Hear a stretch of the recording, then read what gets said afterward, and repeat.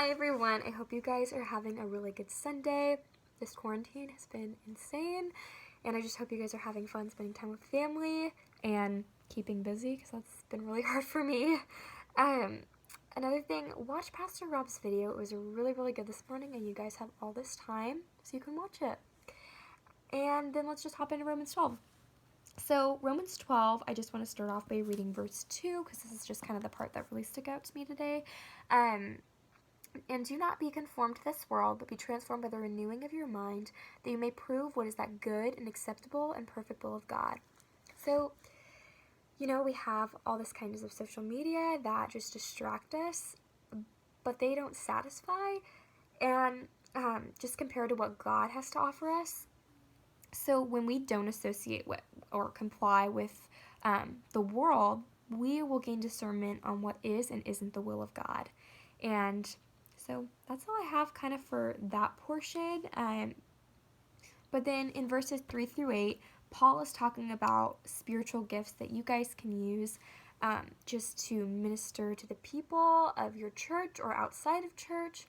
And you guys were all given spiritual gifts. That was the grace of God that poured down on all of us, which is incredible that God would trust us with using those gifts to give him glory.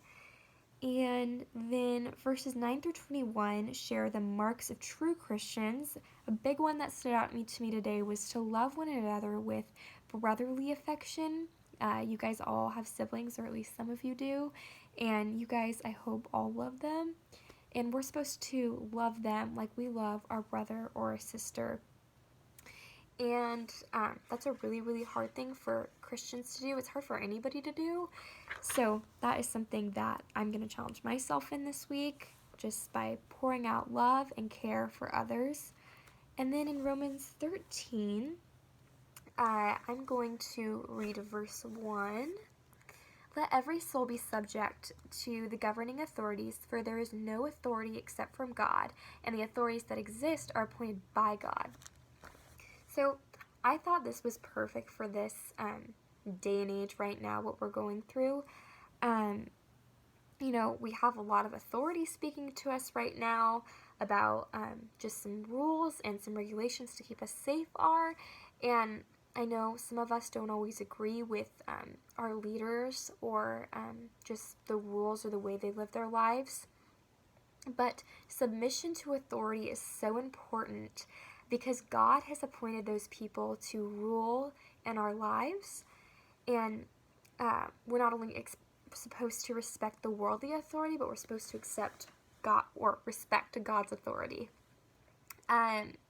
So yeah, that is what I got kind of out of that. I thought that was just super interesting, and it also just reminds me to pray for my leaders and just ask that God would give them wisdom.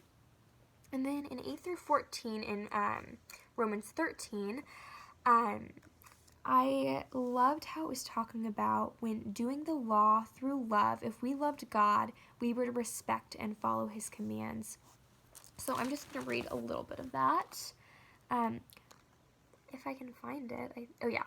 Owe no one anything except to love one another, for he who loves another has fulfilled the law.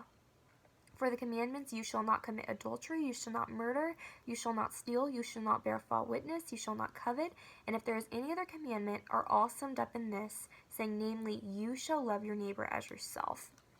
So when we love our neighbor as ourselves, if we love them, we're not going to murder, we're not going to commit adultery, we're not going to covet, and we're not going to steal from them. If we truly love those people around us like God calls us to, none of these laws that God has placed in our lives we would need to worry about. But loving one another is something so hard to do, and when we don't love one another, things like, I don't know, coveting your neighbor's stuff, or I don't know, murdering them, like that's not loving them, right? So that's just something so important. And then one more thing was Paul is telling us to wake up from our sleep because salvation is near.